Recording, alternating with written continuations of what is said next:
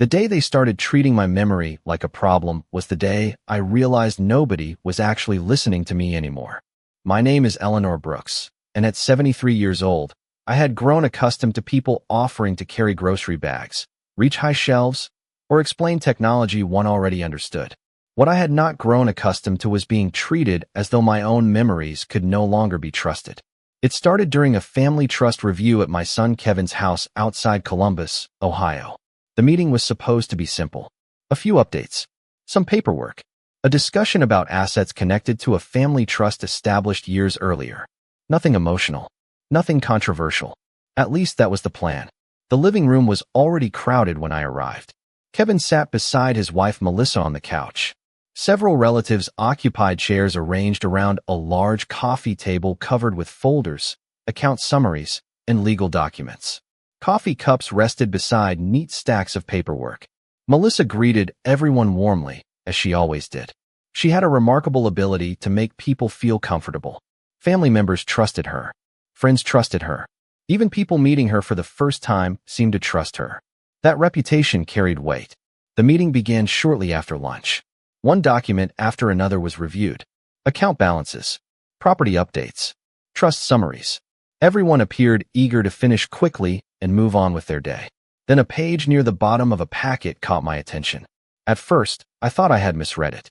I adjusted my glasses and looked again. The number was the same. The date was the same. Yet something about it did not fit. A familiar feeling settled in my stomach. During my years as a hospital administrator, I learned that small details often mattered.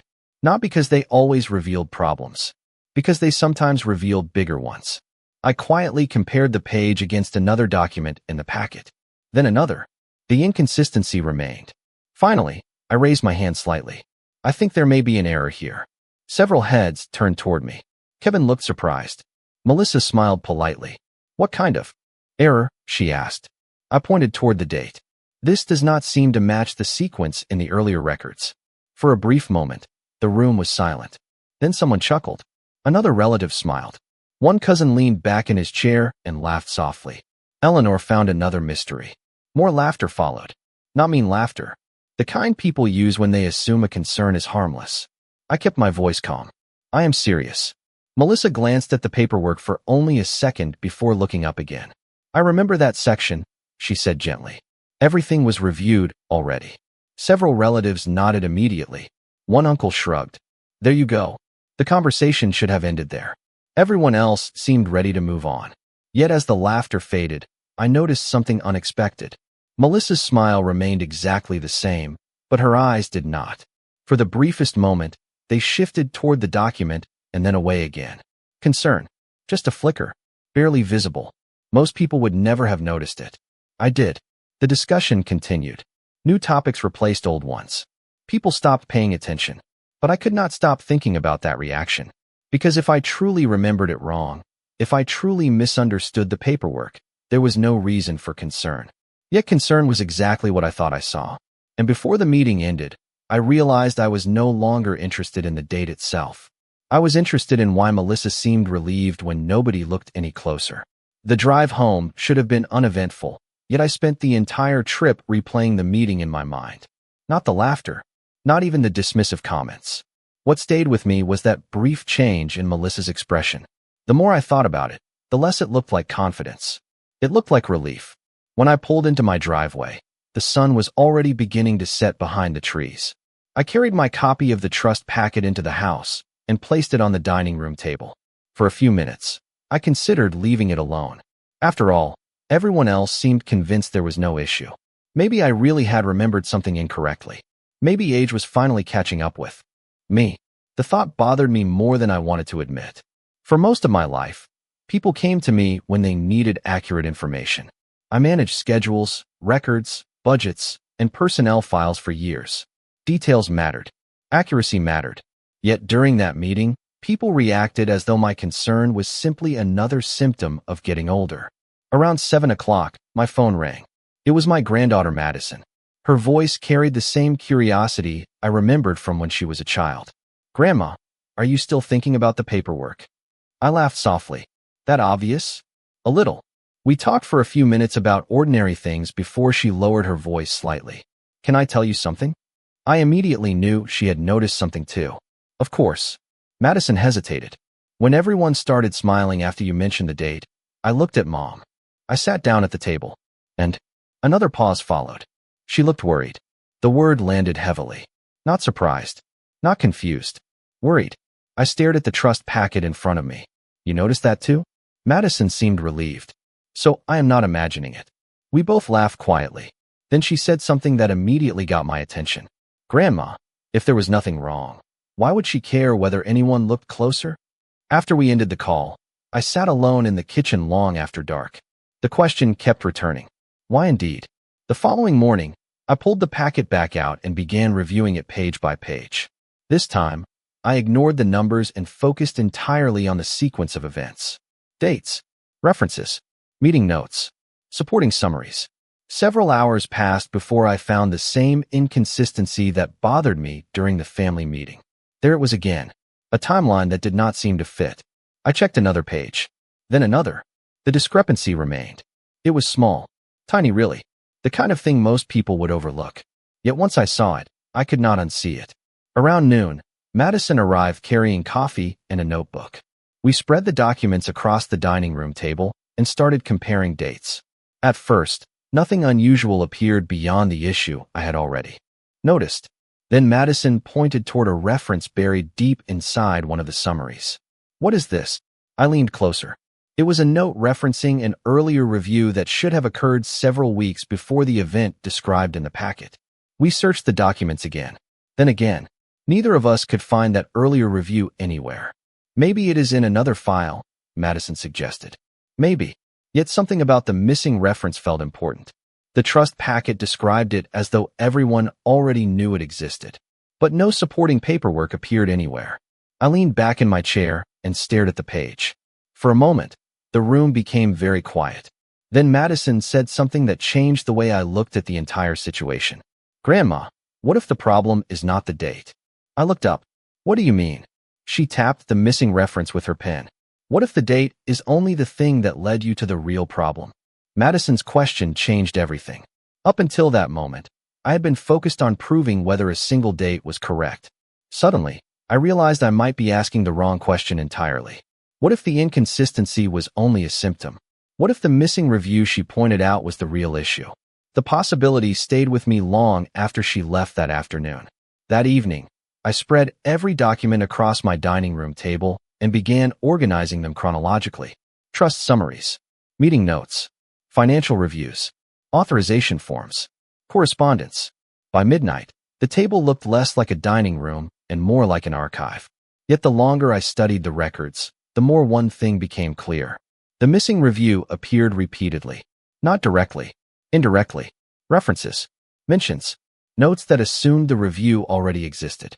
It was like seeing footprints without ever finding the person who left them. The next morning, I called an old friend named Harold. We had worked together at the hospital for over 20 years. Harold possessed a remarkable memory for records and administrative procedures. More importantly, he had no connection to my family. He could look at the situation objectively. After listening carefully, he asked me to send copies of the timeline. Several hours later, he called back. Eleanor, I think Madison is right. I sat up straighter. About what?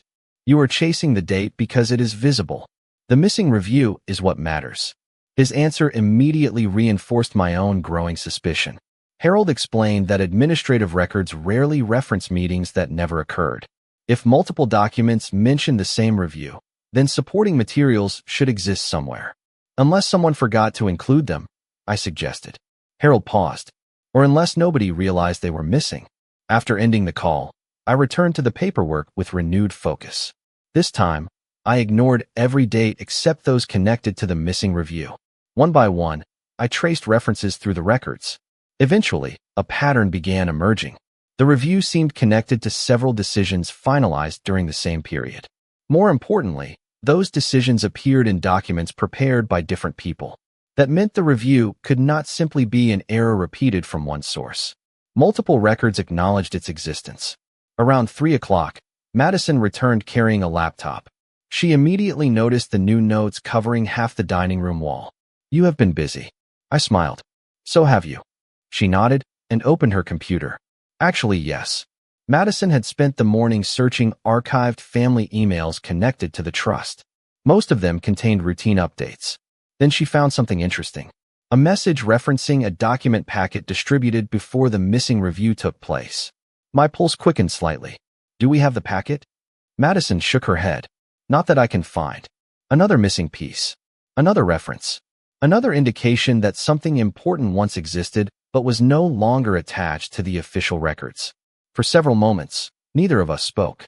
Then Madison zoomed in on part of the email. Attached below the message sat a distribution list. Several names appeared. Family members, advisors, account managers. Then one name caught my attention immediately. Melissa. The room suddenly felt very quiet. Not because her name proved anything. It did not. Yet for the first time, we had direct evidence that she was connected to the documents surrounding the missing review. I leaned back slowly and stared at the screen. Madison noticed my reaction immediately. What are you thinking? I looked from the email to the wall of notes, and then back again. I think we just found the first piece of the story nobody wanted to read. Early the next morning, I printed the email Madison had found and placed it beside the growing collection of documents covering my dining room table. The distribution list itself did not prove anything. Melissa's name appeared alongside several others. Yet something about it bothered me. Not because she received the packet, because nobody else seemed to remember it. Over the following 2 days, Madison and I focused on one question. What happened to the packet distributed before the missing review? We searched old email archives, trust summaries, meeting notes, and family correspondence. Most of what we found only deepened the mystery. References to attachments, references to supporting materials, references to discussions that clearly depended on documents no longer included in the official records. It was like reading a conversation with entire paragraphs removed. The more we searched, the more obvious the gap became. One afternoon, while reviewing archived emails, Madison suddenly leaned forward. "Grandma, look at this." I moved beside her chair. On the screen sat a short message sent shortly before the missing review. Most of it appeared routine. Then I noticed a sentence near the bottom. "Please make sure everyone has the updated version before the meeting." I stared at the screen. Updated version of what? Madison shrugged. That is the problem. No attachment remained. No explanation followed. Yet the message clearly suggested multiple versions of the same packet existed. For several moments, neither of us spoke. Then I felt the same sensation I experienced the day I noticed the original date discrepancy. The feeling that a tiny detail had just revealed something much larger. That evening, I called Kevin. Our conversations had become increasingly cautious over the past week. He still trusted Melissa, but I could tell uncertainty was beginning to replace confidence. After exchanging pleasantries, I mentioned the email. Silence followed. Then Kevin asked a question that surprised me. "Mom, do you think someone intentionally left things out?" I considered my answer carefully. I think someone expected nobody to compare the records. The distinction mattered. I was not accusing anyone of wrongdoing. I was describing a pattern. Kevin sighed heavily. "Melissa says you are turning ordinary paperwork into a mystery." The comment should have irritated me. Instead, it made me curious. "And what do you think?" Another pause. This one lasted longer. "I think there are too many missing pieces." After we ended the call, I sat quietly in the darkened kitchen. For the first time, Kevin sounded less certain than Melissa. That mattered. Not because I wanted him to take my side. Because he was finally looking at the records instead of listening to explanations. 2 days later, Madison arrived carrying a thin folder she found in a box of archived trust materials stored in her parents' basement. At first glance, it appeared unremarkable. Just another collection of administrative paperwork. Then she opened it. Inside sat several cover sheets listing attachments that should have accompanied the original packet distributed before the missing review. I immediately noticed something unusual. The attachment list included documents that never appeared in the official records. Not one. Several. Meeting notes. Supporting summaries. Background explanations. All missing. Madison stared at the pages. How does this keep happening? I did not answer immediately. Instead, I compared the attachment list against the files currently in our possession. The difference was impossible to ignore. Entire sections were absent. Not because they never existed. Because records proved they once did. As the realization settled over us, my phone buzzed with a text message from Kevin. "Family meeting next Saturday. Everyone is coming. Then another message appeared seconds later. We need to go through everything. I looked at Madison. She was already reading. Over my shoulder. For the first time since this began, neither of us felt like we were searching anymore. We were preparing. Because once those records reached the table, nobody would be able to call it confusion again. The week leading up to the family meeting felt strangely calm. For the first time since this began, I was no longer searching for answers. The records had already provided them. My focus shifted to organization. Every document, every email, every attachment list, and every missing reference needed to be placed in a sequence that anyone could follow. Madison helped me create folders, timelines, and summaries. We were not building a case. We were building a map. The truth was already there. We simply wanted people to see it clearly. 3 days before the meeting, Kevin stopped by unexpectedly. He looked exhausted. The dark circles beneath his eyes suggested he had not been sleeping well. We sat together at my kitchen table, surrounded by paperwork that had become strangely familiar over the past few weeks. For several minutes, neither of us spoke. Then he picked up one of the attachment lists and stared at it. I keep asking myself the same question. I looked up. Which question? He rubbed his forehead. Why nobody noticed this before? I smiled sadly. Because nobody looked. The answer sounded simple, but both of us knew it was true. People trusted explanations. They trusted confidence. They trusted familiarity. Very few trusted paperwork enough to read every page. Kevin nodded slowly. Then he surprised me. I owe you an apology. The words hung in the air between us. For what? He laughed softly. For assuming you were confused. I looked down at the stack of documents. That had been the real wound all along. Not the laughter. Not the dismissal. The assumption that age automatically made my observations less valuable. Before leaving, Kevin hesitated near the front door. Melissa is worried about Saturday. I did not respond immediately. Finally, I asked, about what? Another pause followed. She says people are making too much out of missing paperwork. After he left, I sat quietly for a long time. The statement itself was not surprising. What interested me was the timing. For weeks, concerns had been dismissed. Now that people were actually reading the records, the missing paperwork suddenly seemed important enough to discuss.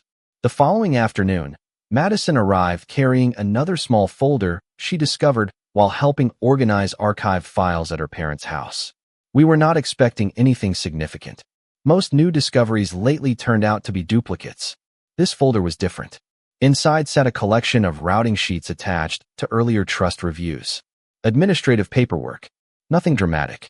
Yet one sheet immediately caught my attention. It listed the documents included in the original packet distributed before the missing review. The list matched the attachment page we already found. More importantly, it included initials beside each item showing who acknowledged receipt. My eyes moved slowly down the page. Family advisors, account managers, legal representatives. Then I saw it. Melissa's initials appeared beside the exact packet everyone later claimed not to remember. Madison noticed my expression instantly. What is it? I handed her the page. She studied it carefully, then looked up. Neither of us needed to say anything. The significance was obvious. The packet existed. The supporting records existed. The timeline existed. Most importantly, multiple people had received them. As evening settled outside, I placed the routing sheet beside the rest of the evidence. It did not accuse anyone. It did not prove malicious intent. What it did prove was something far more important. The records were real. They always had been. The only thing missing was the willingness to read them. And on Saturday, everyone would finally have that opportunity. Saturday arrived with unusual tension hanging over the entire family. The gathering was scheduled for early afternoon at Kevin's house, the same place where my concerns had first been dismissed weeks earlier. As I drove across town, I found myself surprisingly calm. There was a time when I would have rehearsed arguments in my head or worried about whether anyone would believe me. That feeling was gone now. The records had become stronger than opinions. My job was no longer to convince people. My job was simply to place the documents where everyone could see them. When I arrived, relatives were already gathering in the living room. The atmosphere felt noticeably different. Conversations were quieter. People spoke in smaller groups. More importantly, nobody seemed interested in making jokes.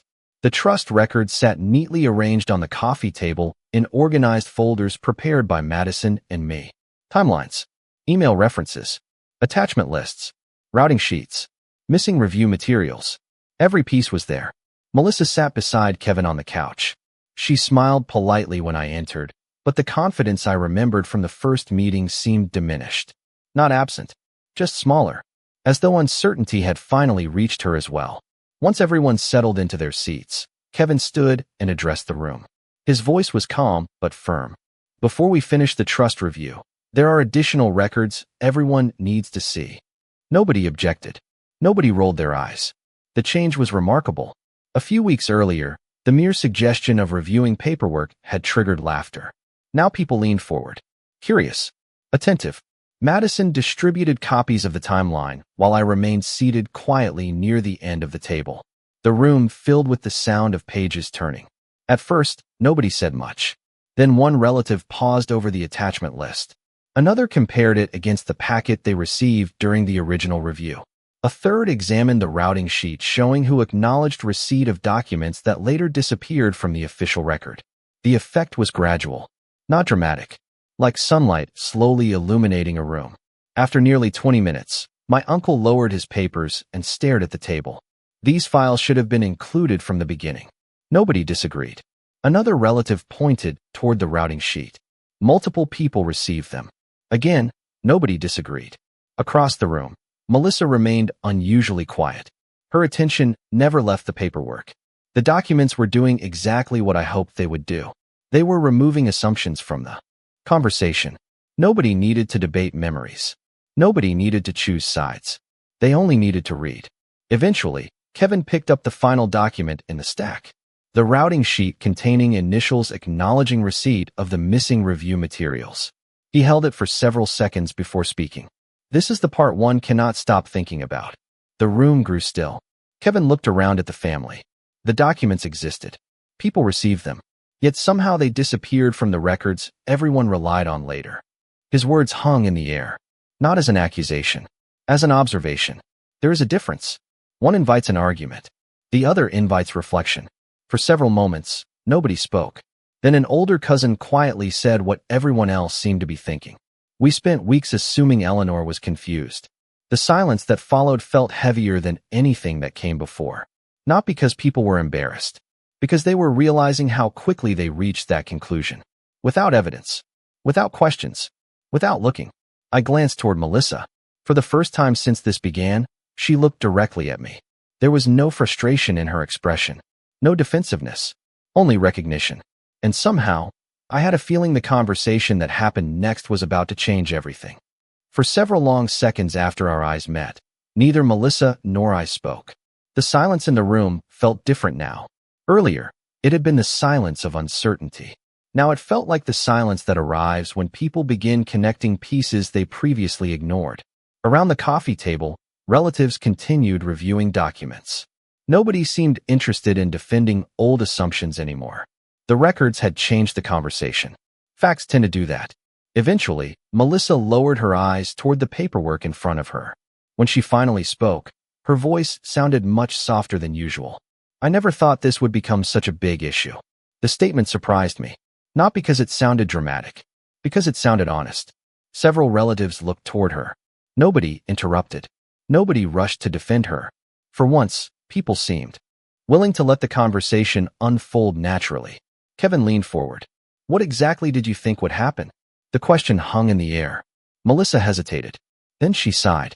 I thought the missing documents were administrative mistakes. One uncle frowned. For years, nobody answered immediately. The room returned to silence. I watched Melissa carefully. She looked tired. Not angry. Not defensive. Tired. It occurred to me that maintaining certainty becomes exhausting once evidence starts pointing elsewhere. Another relative lifted the routing sheet from the table. Your initials are here. Again, the observation was not an accusation. It was simply a fact. Melissa nodded slowly. I received the packet. Several people exchanged glances. The room felt very still. Then Kevin asked the question everyone seemed to be thinking. Did you read it? Melissa stared at the documents for several moments before answering. Not carefully. The answer triggered another wave of silence. Yet something unexpected happened. Nobody looked shocked. Instead, people seemed reflective. Because if they were being honest, many of them had done the same thing. They trusted summaries. trusted explanations, trusted assumptions. Very few actually read every page. In that sense, Melissa was not alone. She was simply the first person willing to admit it. As the conversation continued, a broader realization began spreading through the room. The problem was larger than one missing packet, larger than one review, larger than one date. The real problem was how quickly everyone dismissed concerns without examining the evidence.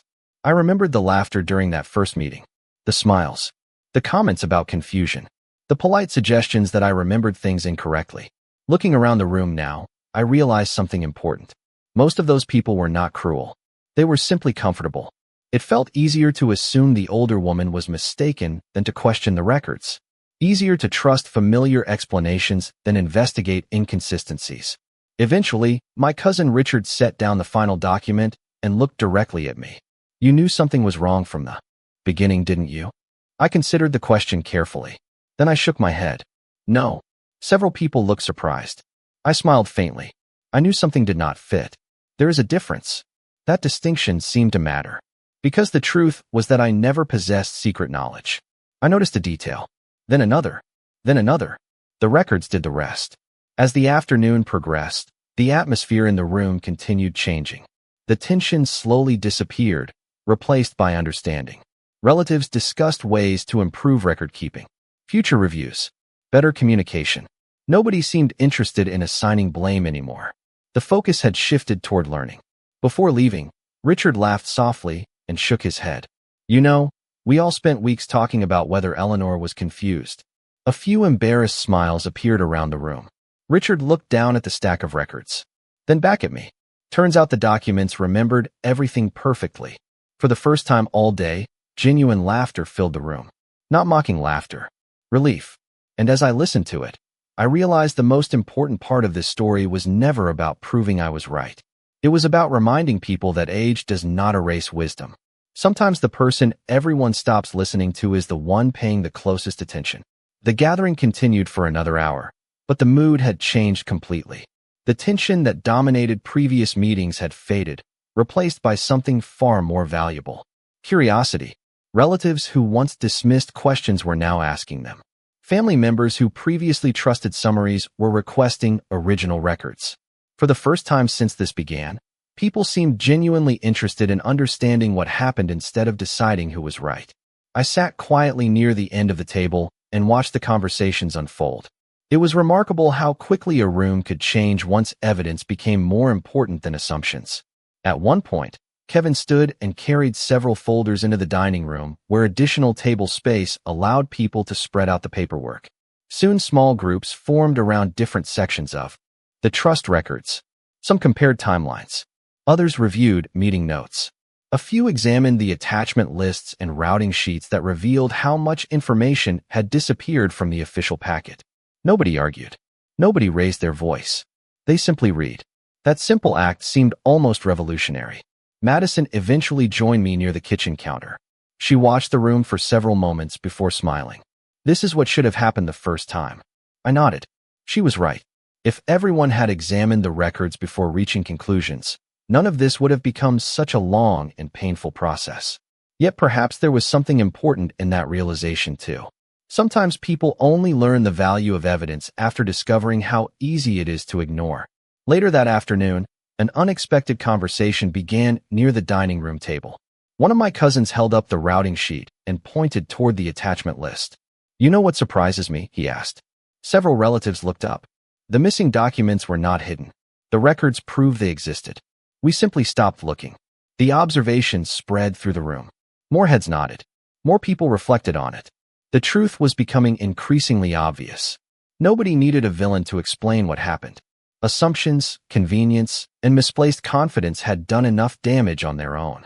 Melissa remained mostly quiet throughout the discussion. Occasionally, she answered questions when asked.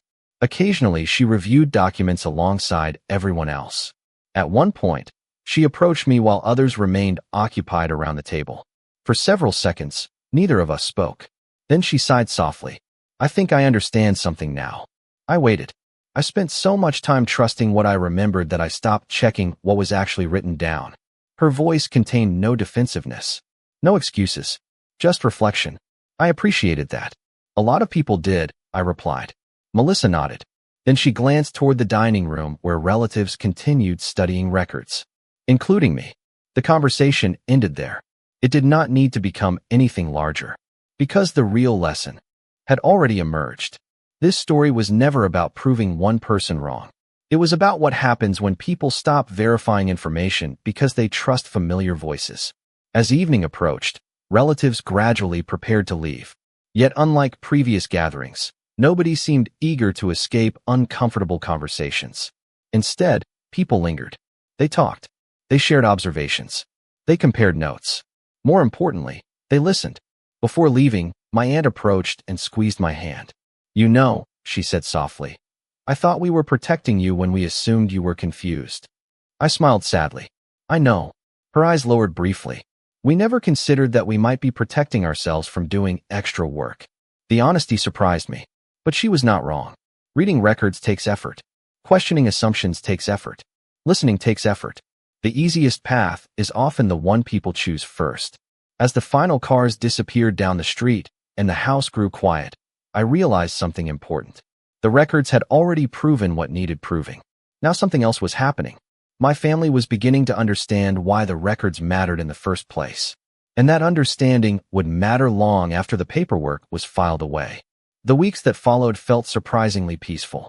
For nearly 2 months, trust records, missing packets, timelines, and attachment lists had occupied my thoughts from morning until night. Now the paperwork sat neatly organized inside labeled folders stored in a filing cabinet. The mystery was over. The records had answered every question that mattered. Yet what stayed with me was not the paperwork itself. It was what the experience revealed about people. One Sunday afternoon, several family members gathered at my house for lunch. Nothing formal. No trust discussions. No document reviews. Just family. As I moved between the kitchen and dining room carrying plates and drinks, I noticed something different. People listened when I spoke. Not because they suddenly believed I was always right. Because they remembered what happened when they stopped listening. The change was subtle, yet it was real. Later, that afternoon, Kevin helped me clear the table. We worked quietly for several minutes before he finally spoke. I keep thinking about that first meeting. I smiled faintly. So do I. He shook his head. The worst part is not that I disagreed with you. I looked at him. Then what is it? His expression grew serious. I decided you were wrong before I looked at anything. The honesty in his voice caught me off guard. Yet it echoed the realization many family members shared after reading the records. The real mistake was never disagreement. The real mistake was refusing to examine evidence because assumptions felt easier. A few days later, Madison stopped by after classes. We sat on the back porch watching the sunset paint the sky in shades of orange and pink. She smiled as she handed me a small scrapbook she had been assembling. Inside were photographs, copies of key documents, handwritten notes, and reminders from the experience we had shared. I laughed when I reached the page containing the original date discrepancy that started everything. Such a tiny detail. Such a small inconsistency. Yet it led us to every answer that followed. You know what is funny? Madison said. What? She pointed toward the first page. That little date changed the entire story. I nodded. She was right. Not because the date itself mattered. Because it forced us to look closer. Sometimes the smallest question reveals the largest truth. Several months later, another family trust review took place. This time, the atmosphere felt completely different. Everyone received copies of supporting records ahead of time. Everyone reviewed the documents carefully. Questions were encouraged. Clarifications were welcomed. Nobody seemed afraid of looking too closely anymore. During the meeting, one relative joked that we now had the most thoroughly reviewed trust records in Ohio. The room laughed, including me. The difference was that this laughter felt warm, healthy, shared, not directed at anyone. As the meeting ended, Melissa approached me.